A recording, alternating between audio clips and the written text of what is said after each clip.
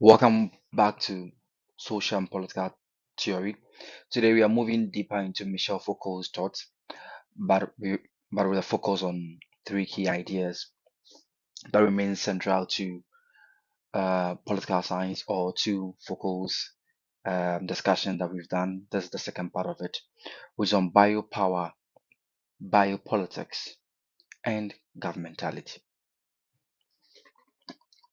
These concepts are important because they shift how we understand power, not only as repressive or law, but as something that shapes life itself, organized populations, and government conduct.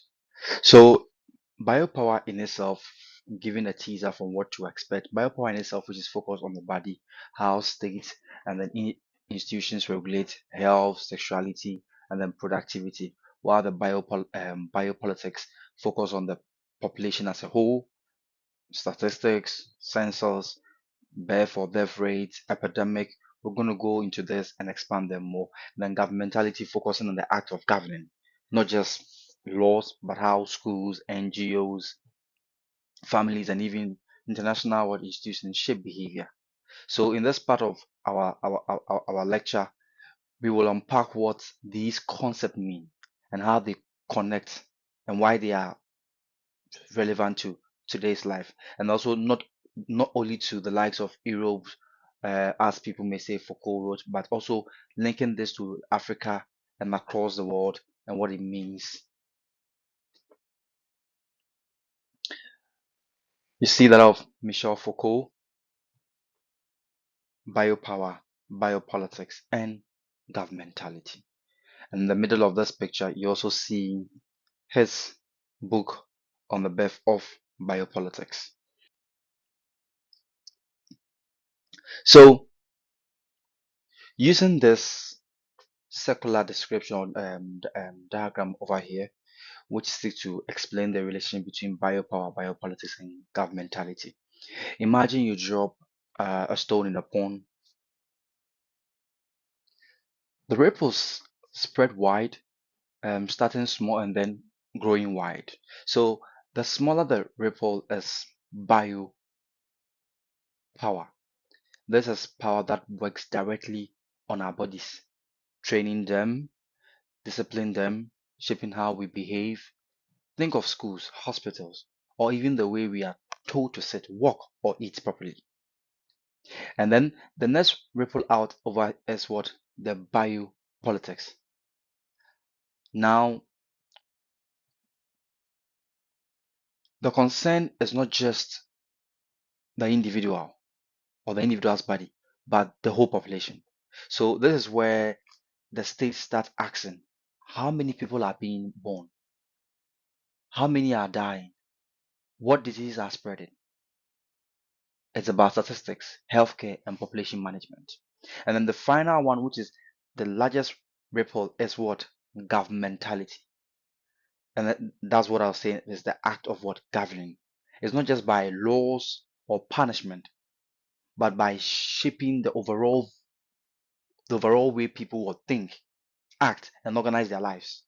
So it is how institutions, norms, and then policies what generally guides our behavior or our conduct. And this is meant to help let us act in what? In ways that keep society what? Stable. So what we looked at in terms of the circle here is that, as I said, the stone being dropped and having that ripple over there, the biopower is what? The innermost what? Ripple, and then the body, which is the body, right? And the biopolitics is the middle ripple. Then the population over there is what? The final what? Ripple. So governmentality, the governmentality is what? The wide ripple. So the biopower is more, we're starting, that is a smaller what? Or the innermost what? Ripple. Then as it continues, the stone drops and you see the splash over there. So the biopower then is what? The middle ripple. Then the population, which the governmentality is what? Is a wider what? Ripple. So the whole what? Act of governing that holds everybody what? Together. That's how Foucault shows us the layers of what? Modern what? Power. So I decided to use this particular table to help give analysis and having them by and by to help us understand this very well and very easily. Well, because when you think about power, most people imagine the police, the courts, military, but Foucault tells us modern power is much deeper. It doesn't just punish us for what from above. It also shapes how we live every day. The training or training our body, managing our health, and even guides us how we think about ourselves or our citizens. So to make sense of this is why I'm going to have these three tables connecting over here, where you see on the column side, you see the biopower, biopolitics, governmentality, and on our row side, we see the definition, the targets, the main tools, key ideas, examples, and relation to each other. So we're going to use this to explain it to get a better sense of how it is. So starting with our definition, what we say biopower, we're going to biopower. So biopower is that this is power that works on individual bodies. It trains, discipline, and what regulates us so that we become more what productive and useful. So, for example, you have the school rules or the hospital routines. We'll go more on the examples, and I'm just trying to explain for us to know the difference between this in terms of their definition. When it comes to biopolitics, here what we are looking at is that power focus on what population, whilst biopower was on individual. So, biopolitics focus on what on population, right? It regulates life processes like birth, death, fertility, health, and crime. So you have public health campaign and national census.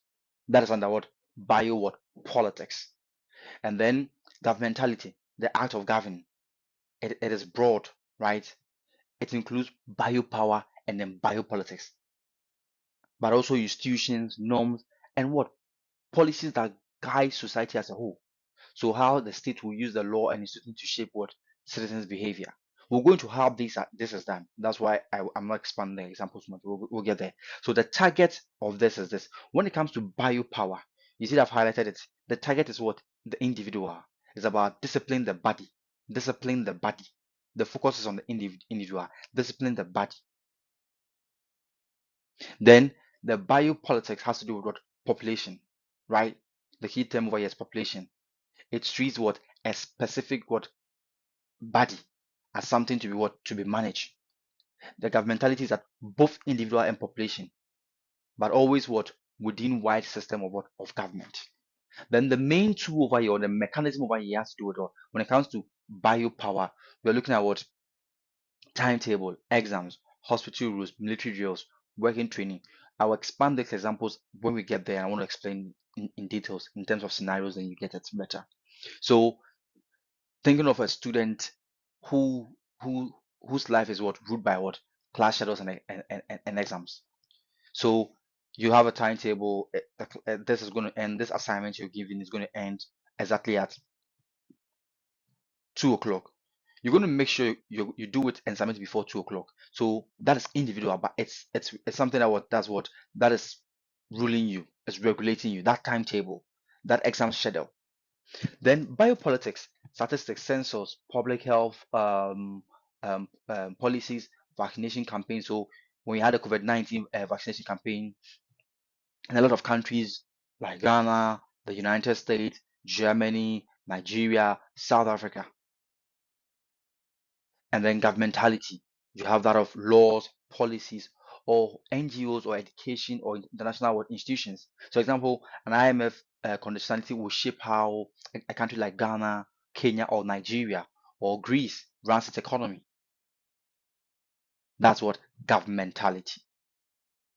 And then the key idea over here is that when it comes to biopower, it makes individuals what docile by what useful. It makes the individual what docile but useful. So it disciplines us to obey, but also to be what productive, because as you decide to obey the timetable, go for lectures when you have them, adhere to all your do all your assignments. One way or the other, you come out refined in terms of having some form of knowledge about something. So it makes you what? That's why it says it makes you what? Productive.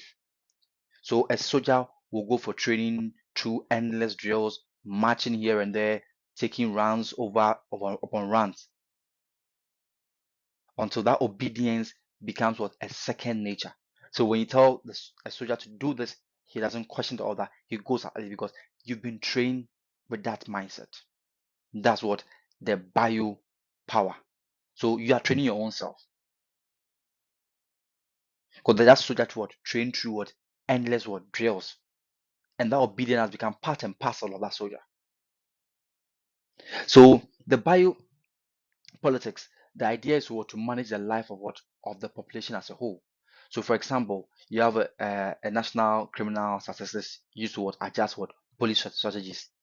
Governmentality. It is called what? Conduct of conduct. Right? It means shaping people's choice and behavior, not through force, but by what? Creating system that guides us. So road safety campaigns like do not do what? Drink and what? And drive.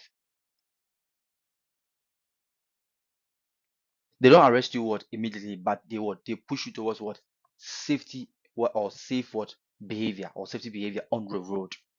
So we're going to use these examples. We're giving some, but to make us put this in mind. So in terms of our biopower, we'll just use, for example, Legon, which is a university in Ghana, University of Ghana. That's where it is actually housed, which is the town it is called Legon. So University of Ghana, Legon campus. For us, let's say somebody who goes to Legon or a Legon student or somebody who's going to Johannesburg University, has the examination system over there. There's a first class, there's a second class, there's an upper student. This ranking of students actually one way or the other will make a student more determined, more having to make sure that okay, fine, I want to achieve a first class, I want to achieve an upper, so I'm going to go for all lectures that has to be done. I'll make sure I do all assignments. I make sure maybe if I even have to go and join group discussion, I do that because that is self individual. But you are doing all that because you'd want to what? Achieve that ranking of students is pushing you there individually. Nobody's actually putting a gun to your head. Nobody's actually pushing you or forcing you, but you are doing it. That is what the biopower, individual. So the form of power, focusing on what? Individual body. You are disciplining yourself. An army drill, what? Shaping the soldier. Hospital prescription, what? Regulating patients. So you have a medicine to take at what? At 2 o'clock. The next tablet you take, the next will be what? At maybe 10, 6. You are taking them according to timing because you want to get well. So you are regulating your own self. That's discipline. Nobody's standing on you. Nobody's telling you that you have to take this at this particular time, but you know this what you have to do. So you are doing it according to. That's what we are talking about. And when it comes to biopolitics, COVID-19 lockdown vaccination campaign, as I said earlier, for example, you have the Ghana census used to what? To plan schools and then buildings, sense countries do census and all those things. That is what what? Politics. Criminal statistics guiding what? Police patrol. That's biostatistics. Then governmentality. You have the Ghana card biometric for what? National ID or management. When it comes to the US, you may have what? Uh, an a social security number, which is for national identity and what? And management. Having to track and know where people are, what is that? That's what we're talking about. An IMF loan conditionality shaping what? National economic what? Policy. So maybe an IMF loan out of that austerity measures to say, okay, well, government is not supposed to employ people for this amount of period. Government is not supposed to go beyond this threshold and all those. So that is governmentality. And then road safety campaigns like don't drink and drive. This is also what governmentality. These are institutions that are established, but it's meant to use policy to shape your behavior and your conduct. So in relation to each other, biopolitics is at what? As at a micro level, which is power over the individual body, and biopolitics about what at the macro level, which is power over the population, power over the population, and governmentality is what the umbrella concept, the umbrella concept. It brings together biopower, biopolitics, and other governing what strategies what into a broader act of what managing society. So we spoke about biopower a lot, biopolitics a lot, and we've explained what it is. The fact that biopower is about individual body, regulating how we live life, our health, sexuality, reproduction, and what productivity.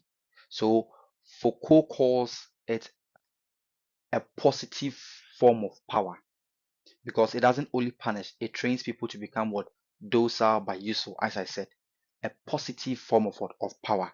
Because as I said, if you keep on, maybe you are learning, you are gaining knowledge, it's impacting you, it's reforming you. So docile but useful. So imagine, think of a hospital where a patient must follow strict prescription, as I said, or a school where students are shaped through what exams and discipline. They are not beaten into submission, but they are being trained to be what to be productive. And then the biopolitics shift the focus to a population as a whole. So it acts like, how do we manage life as at the scale of what of the society? So it regulates what big what processes like birth, death, epidemic, healthcare, crime, as I've actually said earlier. And this rely heavily on what on statistics and data. So sensors survey infection rate, vaccination numbers, etc. in as it is. And then an example, as I've already given, you come to during the COVID-19, governments around the world relied on what infection rate to what to decide lockdowns and what vaccination would roll out. That was what bio what politics in action. Because government gets to know, okay, fine, this place is more populated and the virus is spreading here more. So to control it, we go here. That is a form of what biopolitics. So the dark side of this, that Foucault says, that Foucault also warns us that biopower and biopolitics can be dangerous. He means that it can be used to exclude or devalue or certain groups, deciding whose life matter and who doesn't. So having to go, like, for example, remember that in South Africa, laws used population data to enforce racial segregation. That's one example. And then globally, you think of how during the Holocaust, which is the Nazi Germany, used statistics and then classification to decide who was fit to live.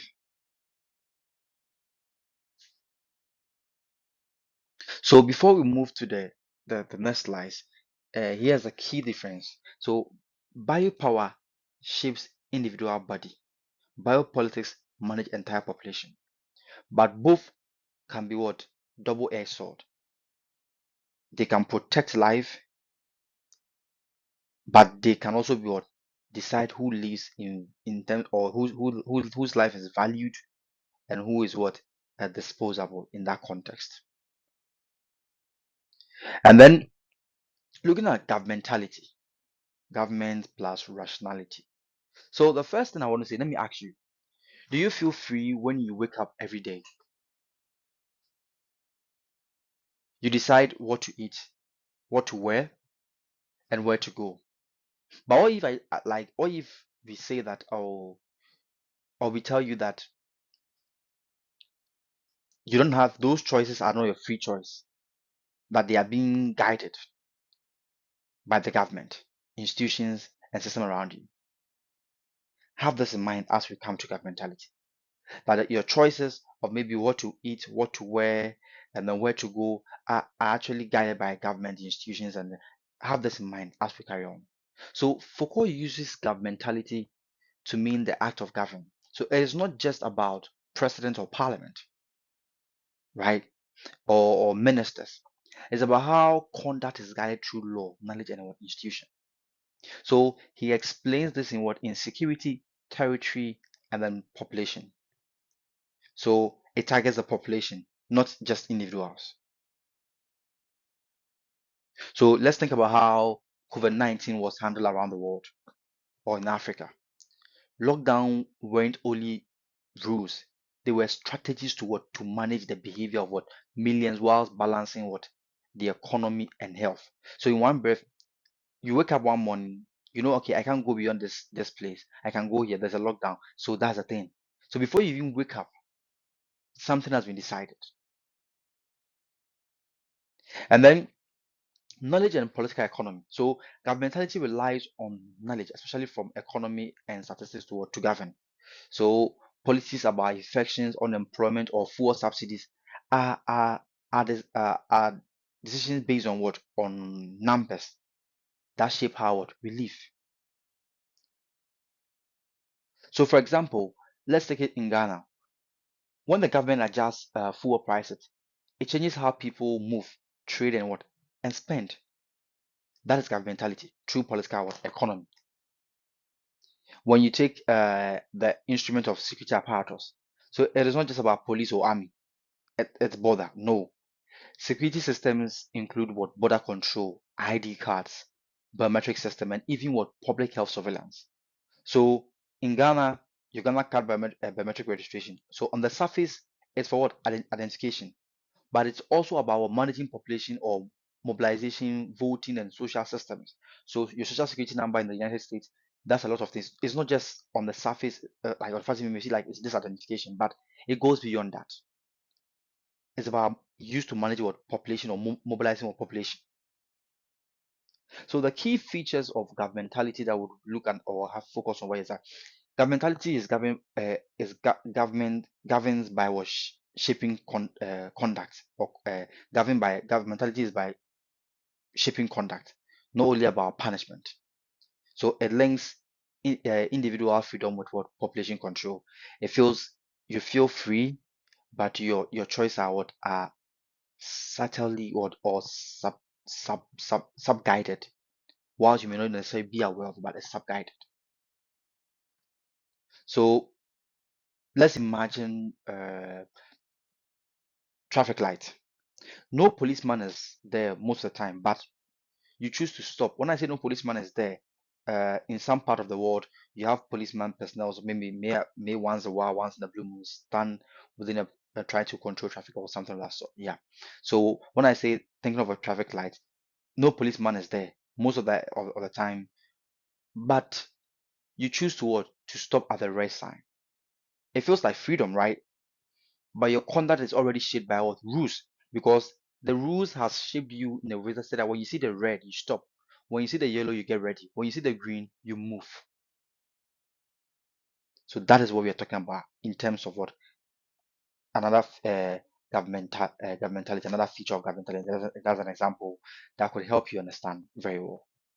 So, in summary, for this particular slide, what I'll say is that governmentality is, governmentality is about this invincible strain of power, the ones that you can't see, that invincible strain of power that we can't see.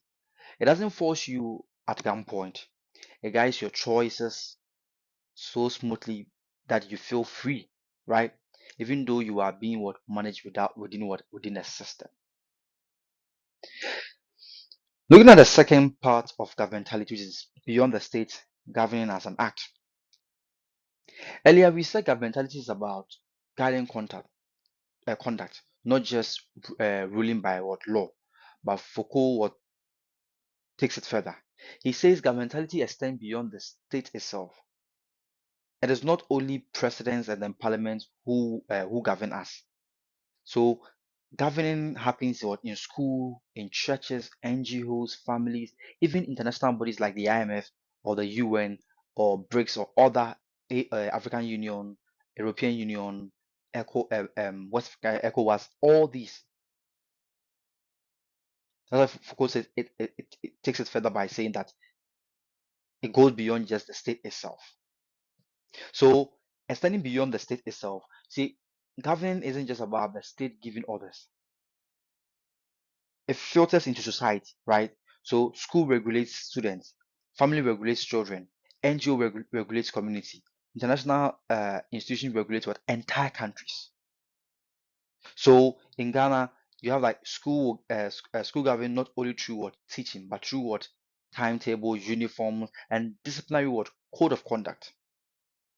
At the global level, you find the likes of the IMF, the World Bank, African Union, ECOWAS, who they set what loan conditions that shapes how states run the economy. That is it. And then when we say it's not just by force, consent of what they govern. See, true power is when people accept the system as what natural, even beneficial. That's true power. You don't need police or even what to corner, or you don't have to corner people to have what internalize the rules. No, that is true power. So a road safety campaign, like as I said earlier, don't drink and drive. People change their what behavior not because the police are warning, but because they believe that it is what the right thing to do.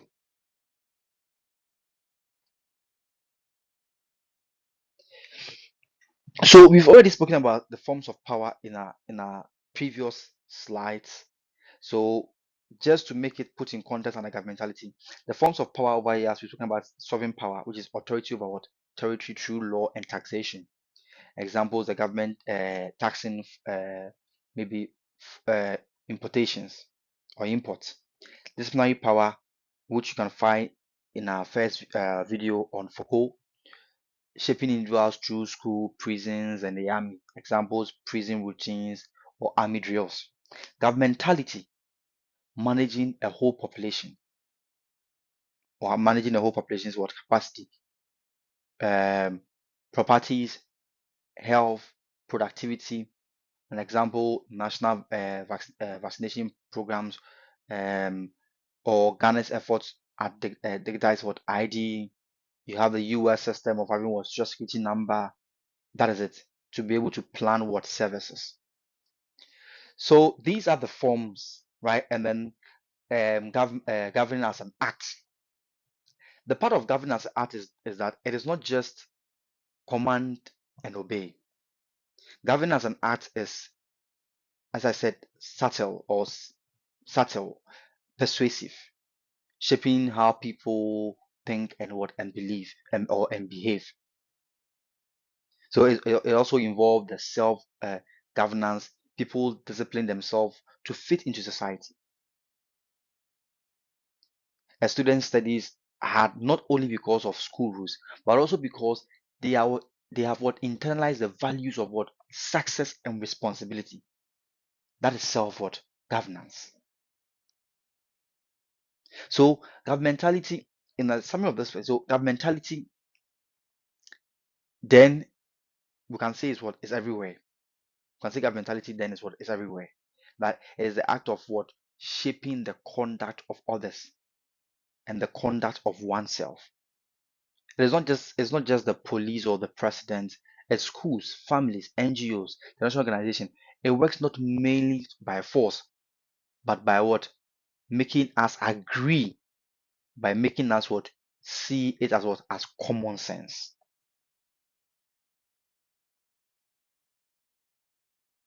So now, before we end to as I said, every theory has its own critique. To the criticisms or the critique that some level against Foucault's ideas is that the first one is Eurocentric focus. So one critique that Foucault is being critiqued for is that people say Foucault's work is very Eurocentric. That he was writing about France, Europe, and then Western institutions. And then when we apply these ideas to Africa, Asia, or the global South, we need to adapt them. So, for example, we say that colonial history and then post-colonial struggles that shape power is in the way Foucault didn't fully account for that. And then another critique has to do with overemphasize on what power everywhere. So some critics will say that Foucault sometimes make it seem like everything is power. And then the critic will argue that this is too vague. It risks explaining too much without telling us what matters most, and that not every, for example, classroom rule or church sermon or medical practice can be reduced to power relation. And the last one has to do with ambiguity or lack of clarity or alternative. So critics say, or we all agree, that Foucault was brilliant. He's an amazing person, an intellectual. and has given us a lot of illumination in terms of the purview of what of power. But in his analyzing system of power, he rarely gives us solution. He describes the problems, how power works, but he doesn't outline a clear vision of what a just or fair society should look like. And some scholars argue and find this frustrating in terms of what his delivery.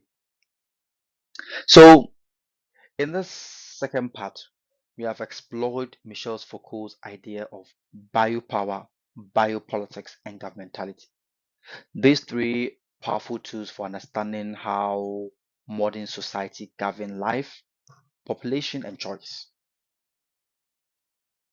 So, from disciplining individual bodies to managing a whole population to sharing conduct through what subtle strategies. Michel Foucault has helped us to see that power is everywhere, but it is capillary, not only in what in law or leaders, but also what in the everyday structure what around us. So as I bring this to an end, I will encourage you to what reflect on how these concepts show up in what in your own context in terms of your school, your health system, the economy, and even the global politics. Thank you for watching, and then don't forget to like, share, and subscribe to the channel for more insights into social political theory.